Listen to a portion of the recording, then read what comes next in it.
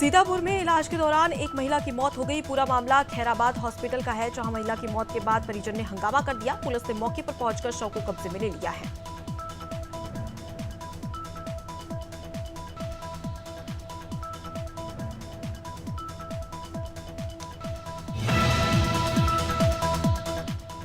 छत्तीसगढ़ विधानसभा चुनाव के लिए कई विधानसभा क्षेत्र में कुल 37 व्यक्तियों ने जिला कार्यालय पहुंचकर नामांकन फॉर्म लिया, जहां 5 व्यक्तियों ने विधानसभा क्षेत्र के लिए नामांकन फॉर्म भी जमा कर दिया है। विधानसभा निर्वाचन 2023 के नामांकन फॉर्म लेने और जमा करने की प्रोसेस 13 अक्टूबर से शुरू हो गई है।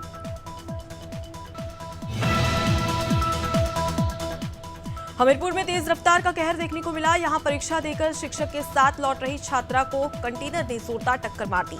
हादसे में एक छात्रा की दर्दनाक मौत हो गई, तो वहीं शिक्षक और एक छात्रा घायल हो गए। आपको बता दें कि पुलिस ने कंटेनर को जब्त भी कर लिया है।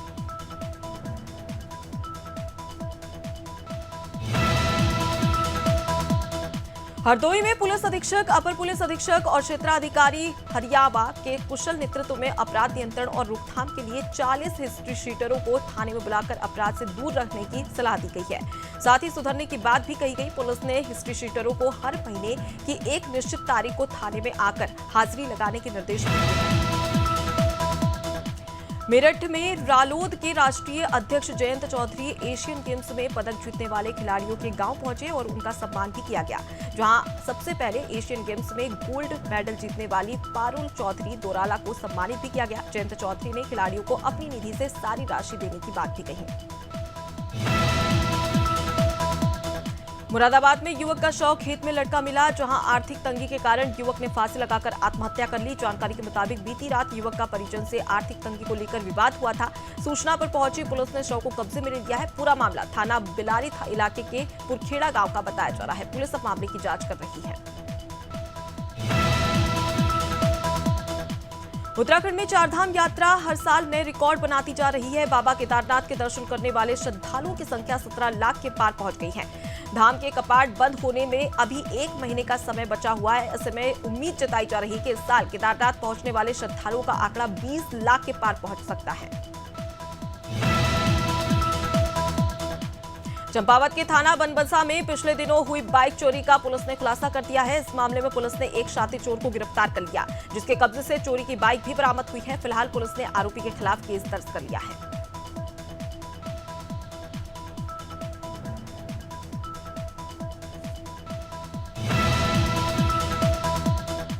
उत्तराखंड में डेंगू के मरीजों की संख्या लगातार बढ़ती जा रही है। प्रदेश स्वास्थ्य महानिदेशक विनीता शाह ने जानकारी देते हुए बताया कि अब हालात काफी हद तक कंट्रोल में हैं। अस्पतालों में मरीजों के इलाज के लिए पर्याप्त बेड है। साथ ही लार्वा खत्म करने के लिए नगर निगम के साथ आशा कार्यकर्ताओं को जिम्मेदारी दी गई है।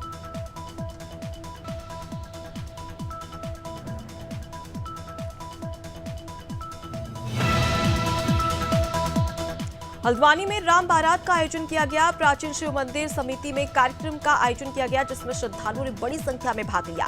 अनेक आकर्षक झांकियां निकाली गई। केंद्रीय रक्षा राज्य मंत्री अजय भट्ट ने बताया कि लटूरिया आश्रम से भव्य बारात निकाली गई है।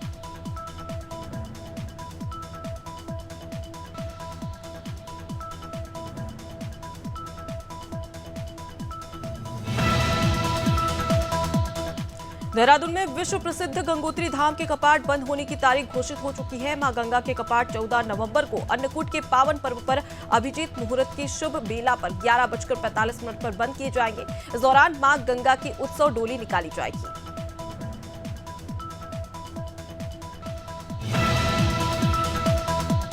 उत्तराखंड में सेब उत्पादन में लंबी छलांग लगाने के लिए नई नीति जारी कर दी गई है। सालाना टर्नओवर 200 करोड़ से बढ़ाकर 2000 करोड़ रुपए प्रतिवर्ष करने का लक्ष्य रखा गया है। नीति में बागान स्थापना के लिए 60% सब्सिडी का प्राविधान भी किया गया है। राज्य में सेब का क्षेत्रफल लगभग 26,000 हेक्टेयर, उत्पादन 62,000 मीट्रिक टन है। यूपी के सोनभद्र में पुलिस ने चौरा गांव में राम सन्ही खरवार की हुई हत्या का पर्दाफाश कर दिया है। एक्स्ट्रा मैरिटल अफेयर में महिला ने प्रेमी के साथ मिलकर अपने ही पति को बड़ी बेरहमी से हत्या कर दी थी, जहां फिर शव को गांव से 8 किलोमीटर दूर जंगल में फेंक दिया था, जिसका पुलिस ने खुलासा किया है।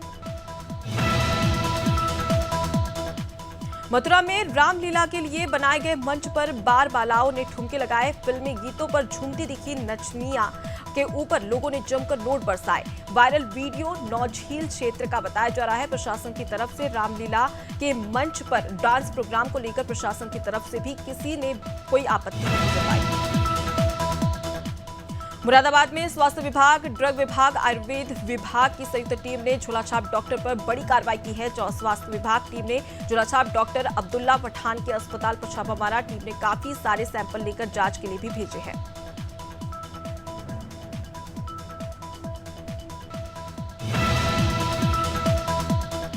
गोंडा में आगामी विधानसभा चुनाव को ध्यान में रखते हुए क्षेत्र में कानून और शांति बनाए रखने के लिए चुनाव निष्पक्ष और निर्भीक और भयमुक्त किया जा रहा है। इसके लिए गोंडा पुलिस ने फ्लैग मार्च निकाला। फ्लैग मार्च में एएसपी गौरव मंडल और डीसीपी रोहित शुक्ला और थाना प्रभारी अजय सोनकर की अगुवाई में रैली निकाली गई।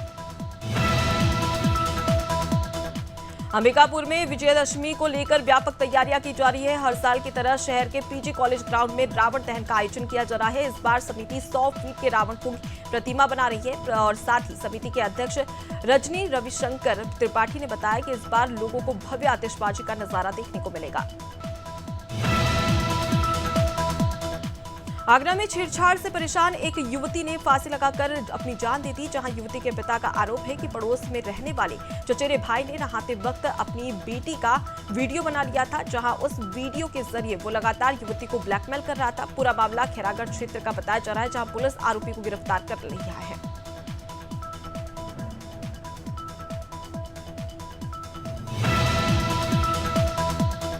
अंबेडकर नगर में बदमाशों और पुलिस के बीच मुठभेड़ हो गई, जिसमें हिस्ट्री शीटर बदमाश को गोली लगी है। पुलिस ने बदमाश को गिरफ्तार कर लिया है। बदमाश के खिलाफ कुल 22 मुकदमे चल रहे हैं। जहां गिरफ्तार बदमाश के पास से तमंचा और कारतूस भी पुलिस ने बरामद कर लिया है।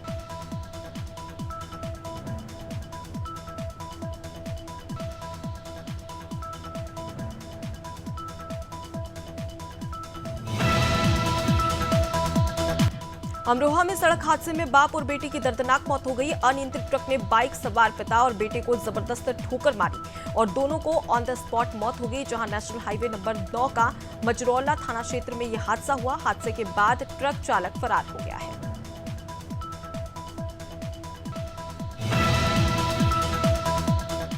हरदोई में बाल विवाह मुक्त भारत पर पुलिस कार्यालय में पुलिसकर्मियों ने शपथ ली। इस अवसर पर पुलिस अधीक्षक केशव चंद गोस्वामी ने पुलिस कार्यालय में सभी अधिकारी कर्मचारीगण को बाल विवाह मुक्त भारत की शपथ दिलाई।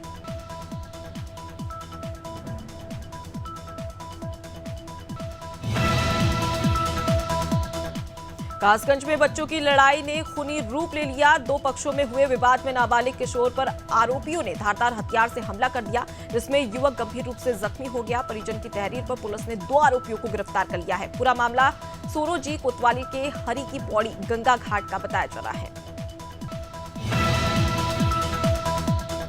बिहार के गया में पुलिस ने बड़ी कार्रवाई करते हुए कई मामलों में फरार चल रहे अपराधी सुजीत कुमार को गिरफ्तार कर लिया है। इसके खिलाफ 8 से ज्यादा केस मामले दर्ज थे। पुलिस ने छापेमारी कर उसे टोल प्लाजा के जीटी रोड से गिरफ्तार कर लिया है। इस बात की पुष्टि गया के वरीय पुलिस अधीक्षक आशीष भारती ने एक प्रेस कॉन्फ्रेंस में। रीवा में एक बार फिर धार्मिक आस्था को ठोस पहुंचाने वाला मामला सामने आया। मामले में अलग अलग संगठनों ने एसपी से कार्रवाई की मांग करते हुए एसपी को ज्ञापन सौंपा है। दरअसल सोशल मीडिया के फेसबुक प्लेटफॉर्म पर पवन सिंह सुमेधा नाम की आईडी से मां दुर्गा पर आपत्तिजनक पोस्ट की गई थी।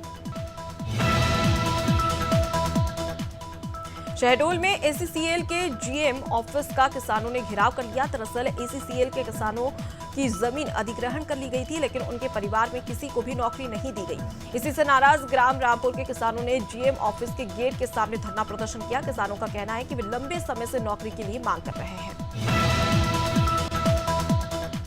इजराइल और फिलिस्तीन की जंग का आज 11वां दिन है, जहां जंग के बीच इजराइल ने ईरान को धमकी दी है। नेतन्याहू बोले सब्र का इम्तिहान ना ले, वरना इसकी बड़ी कीमत चुकानी होगी।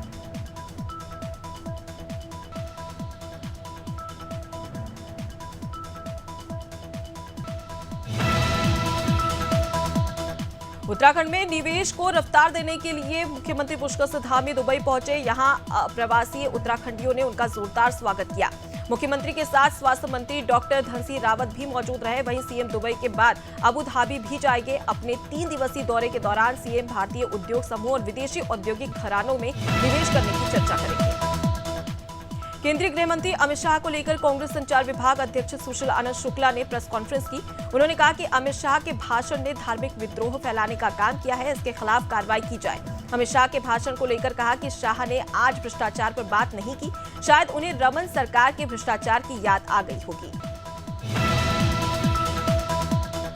उत्तराखंड सरकार ने खेल महाकुंभ 2023 की तैयारियां शुरू कर दी है। खेल मंत्री रेखा आर्या ने सभागार महाकुंभ की तैयारियों को लेकर बैठक भी की। साथ ही बैठक में खेल मंत्री रेखा आर्या ने कहा कि राज्य में इस साल खेल महाकुंभ 31 अक्टूबर से होगा। उन्होंने अधिकारियों को खेल महाकुंभ की तैयारियां पूरी करने के निर्देश भी दे दिए हैं।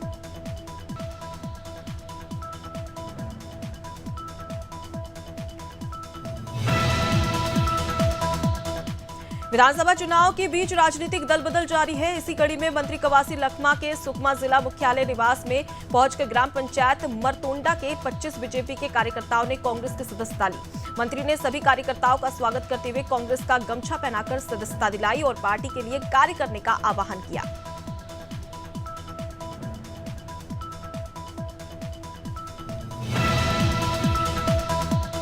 उत्तर प्रदेश सरकार स्वच्छ भारत मिशन के तहत जनपद में अभियान चला रही है। कई फैक्ट्रियों के साथ साथ प्राची लीदर इंडस्ट्री पर प्रदूषण कंट्रोल बोर्ड ने बड़ी कार्रवाई की है। ये फैक्ट्री कच्चा चमड़ा फिनिशिंग करती थी, जहां इंपोर्ट भी करती थी। इसी फैक्ट्री पर प्रदूषण कंट्रोल बोर्ड ने जनहानि को लेकर 10 लाख से अधिक की वसूल की है।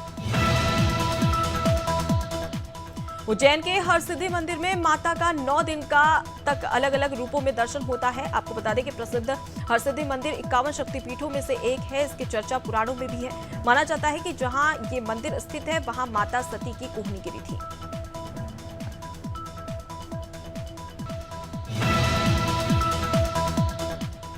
मुजफ्फरनगर में सहारनपुर आबकारी परिवर्तन की टीम ने एक ढाबे पर छापामार कार्रवाई की। टीम ने ढाबे के तहखाने से भारी मात्रा में मादक पदार्थ बरामद किया है। आबकारी टीम के असिस्टेंट कमिश्नर ने खुद कार्रवाई की। बता दें कि काफी समय से ढाबे पर मादक पदार्थ बेचने की सूचना मिल रही थी।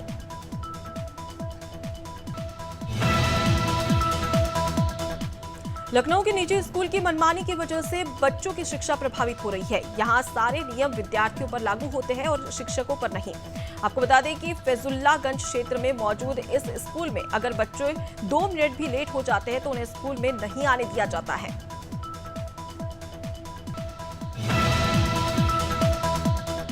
उत्तराखंड सरकार मदरसों को लेकर सख्त तेवर में दिखाई दे रही है। उधम सिंह नगर के किच्छा सिरौली कला में पुलिस ने एक मदरसे पर कार्रवाई की है। साथ ही मदरसा संचालक समेत 4 लोगों पर मुकदमा कर जांच भी शुरू कर दी गई है।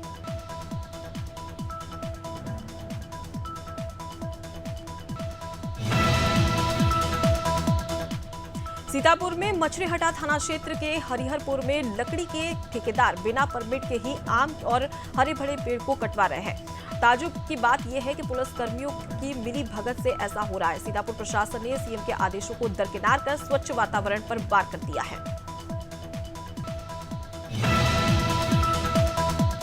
टीकमगढ़ में मुख्य निर्वाचन पदाधिकारी अनुपम राजन ने नवाचार की तारीफ करते हुए इसको राज्य स्तरीय में शामिल करने की बात कही है। यहां की पुलिस ने जिले में निष्पक्ष मतदान करने के लिए और मतदाताओं में सुरक्षा की भावना पैदा करने के लिए विश्वास पर्ची का नवाचार किया है।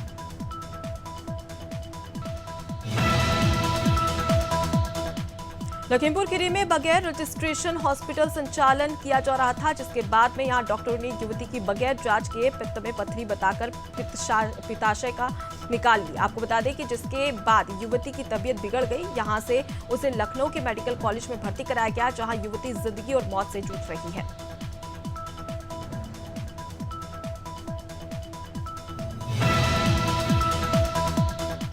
अमेठी में किसान कई समस्याओं को लेकर किसान नेता रीता सिंह की अगुवाई में कलेक्ट्रेट के सामने प्रदर्शन कर रहे हैं। किसान जिला प्रशासन पर कई गंभीर आरोप भी लगा रहे हैं। बताया जा रहा है कि किसान दिवस के संबंधित अधिकारियों और किसानों की बैठक ली थी, लेकिन अधिकारी बैठक में शामिल नहीं हुए, जिससे किसान काफी नाराज हैं।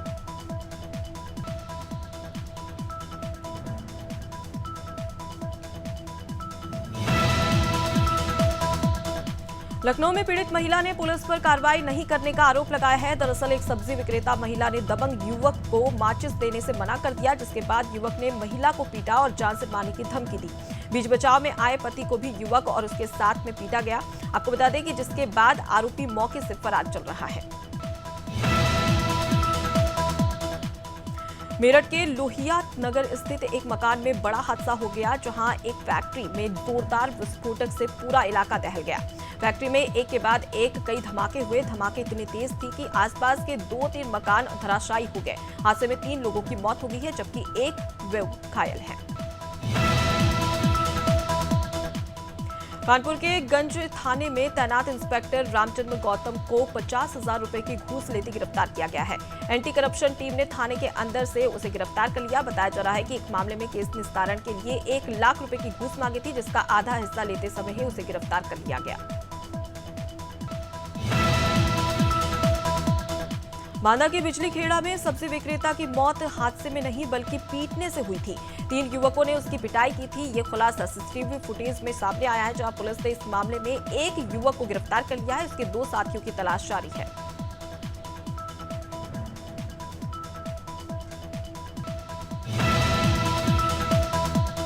शहडोल में पुलिस ने चेकिंग के दौरान सोना व्यापारी से भारी मात्रा में जेवरात जब्त किए। एमपीसीजी बॉर्डर पर एसएसटी की टीम ने व्यापारियों से 93,000 नकदी समेत लगभग 22 लाख की जेवरात जब्त की है, जिसके कोई दस्तावेज व्यापारी के पास नहीं थे।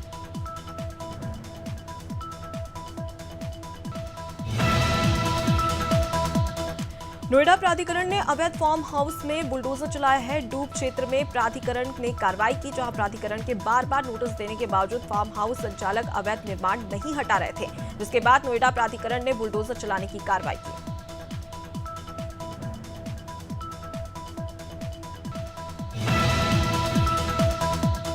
रतलाम की सैलाना पुलिस ने चेकिंग के दौरान 36 किलो से अधिक के चांदी के जेवरात बरामद किए हैं, जिनकी कीमत 25 लाख रुपए के करीब आंकी जा रही है। साथ ही पुलिस ने चांदी के जेवरात लेकर आ रहे दोनों भाइयों को गिरफ्तार कर लिया। दोनों आरोपी जेवरातों को यूपी के आगरा से राजस्थान लेकर जाने की फिराक में थे। जबलपुर में हनुमानताल थाना क्षेत्र के राजीव नगर में उस समय सनसनी मच गई जब 2 साल की मासूम का शव घर के सोफे के नीचे मिला। इसके बाद परिवार में मानो पहाड़ टूट गया। जानकारी के मुताबिक राजीव नगर में रहने वाले शकील खान की 2 साल की बेटी अचानक दोपहर में घर से गायब हो गई थी, जिसके बाद पुलिस मामले की जांच कर रही है। सलमान खान की मोस्ट अवेटेड फिल्म टाइगर 3 का ट्रेलर रिलीज हो गया है। ट्रेलर में सलमान खान जबरदस्त एक्शन सीन्स करते हुए नजर आ रहे हैं। साथ ही टाइगर यानी सलमान पर्सनल मिशन के लिए एक्शन करते हुए दिखाई दे रहे हैं।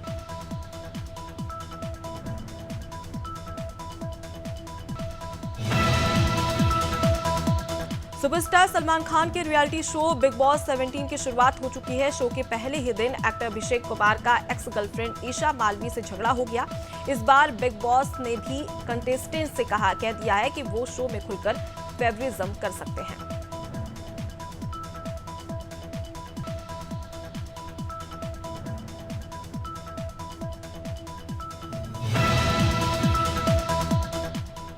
यारिया 2 20 अक्टूबर को रिलीज होने वाली है। इस फिल्म को राधिका राव और विनय सप्रू ने डायरेक्ट किया है। फिल्म का फर्स्ट लुक पोस्टर 9 अगस्त को जारी किया गया था। बता दें कि फिल्म 3 चचेरे भाइयों के बीच के रिश्ते के इर्द गिर्द घूमती है, क्योंकि वे जीवन में अपनी कठिनाइयों से गुजरते हैं।